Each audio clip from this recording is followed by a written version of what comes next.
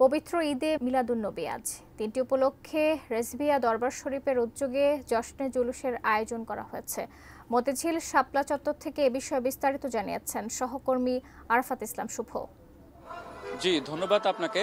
আজ 12ই রবিউল আওয়াল হযরত মুহাম্মদ সাল্লাল্লাহু আলাইহি সাল্লামের জন্ম এবং ওফাত দিবস, যেটিকে পবিত্র ঈদে মিলাদুন্নবী সাল্লাল্লাহু আলাইহি সাল্লাম হিসেবে পালন করেন ধর্মপ্রাণ মুসল্লিরা। সারা দেশের মতো রাজধানীতেও কিন্তু এই দিনটি উপলক্ষে জশ্নে জুলুস বা যে আনন্দ র্যালি সেটির প্রস্তুতি নেওয়া হচ্ছে। এবং এই মুহূর্তে আমি রয়েছি রাজধানীর মতিঝিলের শাপলা চত্বরে।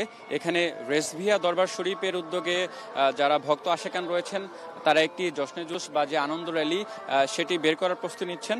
আমরা যতদূর জানতে পেরেছি অল্প কিছুক্ষণের মধ্যেই এই র্যালিটি এখান থেকে শুরু হবে এবং র্যালিটি শুরু হয়ে এখান থেকে হাইকোর্ট চত্বর হয়ে তোপখানা রোডের যে বিএমএ ভবন আছে সেখানে গিয়ে শেষ হবে।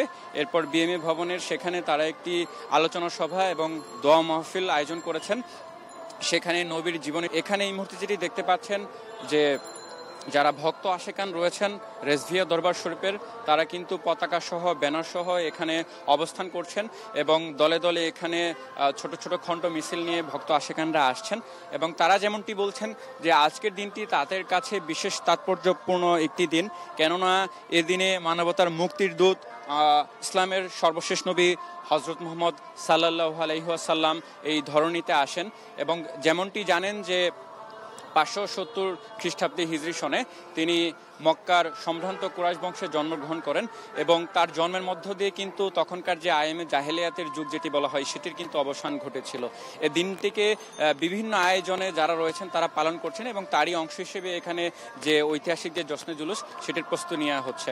সব মিলে এখন পর্যন্ত এই ছিল আমার কাছে পবিত্র ঈদে মিলাদুন্নবী সাল্লাল্লাহু আলাইহি সাল্লামের যে আয়োজন তার সর্বশেষ আপডেট।